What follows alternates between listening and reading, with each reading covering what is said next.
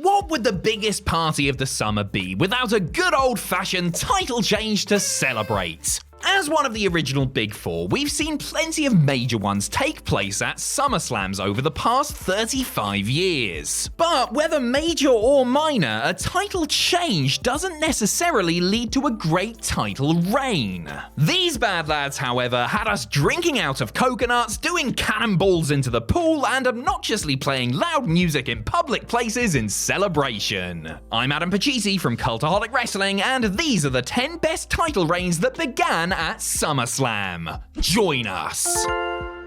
Number 10, RK Bro and the Raw Tag Team Championships in 2021. SummerSlam 2021 was a momentous occasion as the event became stadium-sized once again, which was certainly refreshing after it took place in the Thunderdome a year before. How did WWE open this marquee event? By having a snake and a hippie battle a soccer mum and his giant friend for a pair of red pennies. Because how else? RK Bro, the team of Randy Orton and Matt Riddle, had been steadily building popularity since WrestleMania 37. In SummerSlam 2021's first match, they defeated the team of AJ Styles and Omos to win the Raw Tag Team titles for the very first time. Over the next 142 days, the duo defended their belts against the Street Profits, the Dirty Dogs, and even handed the Usos a rare loss at Survivor Series. Their time as champions came to an end when Alpha Academy beat them in January 2022, only for the Viper and his bro to win them back 2 months later. Why didn't WWE just book them to have one long uninterrupted reign, you ask? Look, this was when Vince was still fully in charge. Nothing really made any sense. Number 9, Seth Rollins and the Intercontinental Championship in 2018. In another SummerSlam opener 3 years earlier, Seth Rollins defeated Dolph Ziggler to win his second Intercontinental title. The match was noteworthy for 2 reasons. One was that a recently returned Dean Ambrose was in Seth's corner, and the other was that there wasn't a giant countdown timer on the screen to distract the fans. Whilst Rollins' reign lasted a healthy 119 days, hardly any of that time was spent as a solo act. The very next night on Raw, Roman Reigns lit up the Shield signal and reformed his old group to take on his nemesis Braun Strowman. This led to a 3-on-3 feud between the Boys in Vests and Strowman, Ziggler, and Drew McIntyre. They were called the Dogs of War, remember that? Whilst he had to share the spotlight, this run for Rollins still produced some excellent matches, and he even became a double champion when he and Ambrose won the tag belts. Had the Lunatic Fringe's heel turn in the wake of Roman's leukemia diagnosis gone smoother, this could have been an even better reign. Sadly, Dean just beat Seth for the belt in a pretty boring match at TLC, then went around getting injections in his bum. Number 8, Bret Hart and the Intercontinental Championship in 1991. The match made in heaven advertised for SummerSlam 1991 wasn't actually a wrestling match at all. Instead, it was Randy Savage marrying Miss Elizabeth. Personally, I'd have liked to see Macho versus Liz, but whatever. An actual match that was truly divine was Bret Hart defeating Mr. Perfect in a flawless technical bout to win his first ever WWE Singles Gold. Because Raw wasn't a thing yet and WWE only did 4 big shows a year, it's a little bit more tricky to track Hart's progress as Intercontinental Champ. Still, he defended the belt regularly on house shows and made some major televised appearances too. He had a regular series of matches against Ted DiBiase, including a time limit draw in Madison Square Garden.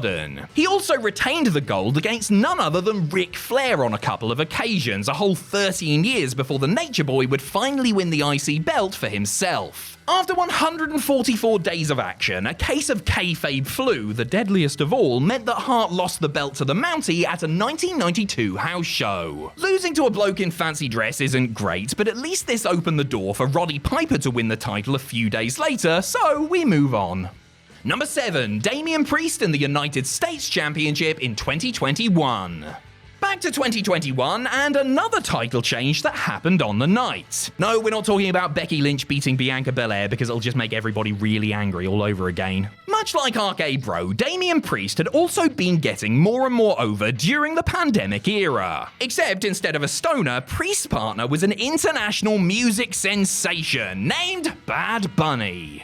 After managing to shake off the stink of that god-awful zombie match, Priest worked his way up to challenging Sheamus for the United States title at the biggest party of the summer. In an excellent match, the Archer of Infamy won the gold and set off on a reign that would last a whopping 191 days. Priest would continue his feud with the Irishman before going on to defend the belt against the likes of AJ Styles, Jeff Hardy, Sami Zayn, and Dolph Ziggler. He was booked to look nice and strong during this reign, and more importantly, no undead creatures showed up. After dropping the belt to Finn Balor, Priest went to his weird Jekyll and Hyde phase that we would all like to forget about. But don't worry, he would join the Judgment Day shortly after. Number 6, Antonio Cesaro in the United States Championship in 2012. What's this? A title change that happened on the pre-show? And it was actually good? There must be some sort of mistake. Live on YouTube, of all places, horrible site, wouldn't catch me using it, a pre-name change Antonio Cesaro defeated Santino Marella to capture his first and only United States title. The Swiss Superman was booked to look super tough against the bumbling Italian, steamrolling him in several rematches over the next few weeks. Then he would go on an impressive run of pay-per-view appearances defending the red, white and blue belt. Sure, none of them had that much storyline behind them, but this was a mid-card WWE title in the early 2010s. Expectations were a lot lower. Cesaro would also travel down to the newly revamped NXT a few times, defending his belt against Tyson Kidd and Adrian Neville. This was a precursor to his own incredible run down in developmental, where his feud with Sami Zayn would light the brand on fire. After 239 days, Cesaro dropped the title to Kofi Kingston. Number 5, Bret Hart and the WWE Championship in 1997. At just 98 days long, Bret Hart's 5th and final WWE Championship reign is the shortest one on this list. So, why is it here? Hart secured the title after special guest referee Shawn Michaels accidentally bonked champion The Undertaker on the head with a steel chair. This would spin off into their feud, which would lead to the first ever Hell in a Cell match and the debut of That's gotta be Kane! As for the Hitman, he would ramp up on his whole anti-American gimmick by going after the most patriotic wrestler in the world, the Patriot. Clues in the name, innit? After defending against Del Wilkes and then against The Undertaker, Hart rocked up for his final world title defense at Survivor Series 1997 against Shawn Michaels in Montreal. Do we really need to say anything else? Put simply, had Hart not won the title at SummerSlam, so many of the most pivotal moments in WWE history might not have ever happened. Number 4, Brock Lesnar and the WWE Championship in 2014. Over a full decade after he last won the big shiny toy, Brock Lesnar recaptured the WWE Championship from John Cena in a brutal decimation of the face that ran the place. The Beast Incarnate demolished Cena, pummeling him with German suplexes until the champion must have thought he actually was in Germany. After winning the gold, Lesnar would make very infrequent appearances with it, but that just made any time he did show up feel even more special. He had an absolute barn burner of a triple threat match at the 2015 Royal Rumble before going on to defend his title in the main event of WrestleMania 31 against Roman Reigns. A match that could have ruined the night instead cemented it in history, all thanks to Seth Rollins and the best Money in the Bank cash-in of all time. Had Lesnar defended the title more than 3 times during this reign, yes, that is the actual number, then maybe it would have been a little higher on this list. Still, what we got was pretty damn great, and Brock doesn't leave his deer stand for less than $500,000, so we should be grateful, really. Number 3, Ronda Rousey and the Raw Women's Championship in 2018. Before she became the grumpiest woman to ever live, Ronda Rousey was treated as a huge deal by both WWE management and fans. After making her in-ring debut at WrestleMania 34, it was clear that the former UFC fighter was going to go on to great things. She had her first ever Raw Women's Championship match at Money in the Bank against Nia Jax, which was interrupted by Alexa Bliss cashing in her briefcase. So close. Never fear, just 2 months later at SummerSlam 2018, Rousey defeated Bliss in just 4 minutes to capture the gold. Her rowdiness held the title for 232 days and had quite the string of matches as champ. She made 13 televised defenses of the belt, including the main event of WWE's first ever all-female pay-per-view, Evolution. Oh, and there was also the small matter of her being one of the first 3 women to close out a WrestleMania, which is how her reign ended at the hands of Becky Lynch. From start to finish, Rousey's time as Raw Women's Champion was totally blockbuster, and we're unlikely to see anything like it from her again, at least not without her moaning about it every step of the way. Number 2, The Ultimate Warrior and the Intercontinental Championship in 1989. At the very first SummerSlam in 1988, The Ultimate Warrior beats the Honky Tonk Man to become Intercontinental Champion and held the belt until WrestleMania. At the second ever SummerSlam in 1989, The Ultimate Warrior beats Rick Rude to become Intercontinental Champion and held the belt until WrestleMania.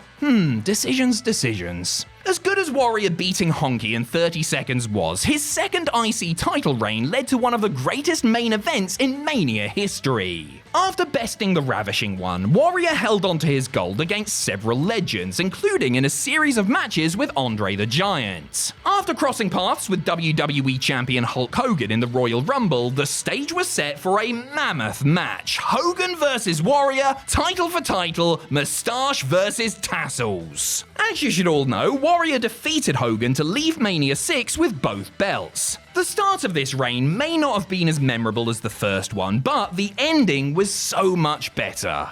Number 1, The New Day and the WWE Tag Team Championships in 2015. At SummerSlam 2015, in the second match on the card, The New Day of Big E and Kofi Kingston won a fatal 4-way match to become WWE Tag Team Champions for the second time. Little did we know at the time that we were witnessing the beginning of a historical reign. By the time the group lost the belts at Roadblock End of the Line, they had been champion for 483 days. That was, at the time, the longest ever continuous tag team title reign in the history of the company. Over the course of their lengthy run, New Day had memorable rivalries with the Usos, the Lucha Dragons, Gallows and Anderson, and the Dudley Boys. They introduced approximately 1 billion different catchphrases, props, and gimmicks to runaway success, winning over crowds everywhere despite them supposedly being heels for a bit. This was the reign that turned the faction from despised faux gospel group into one of the most beloved factions in the history of WWE. It made E, Kingston and Woods into one of the most over acts in the business and gave the tag division a well-needed dose of positivity. SummerSlam 2015 was a new day, alright. Oh yes it was.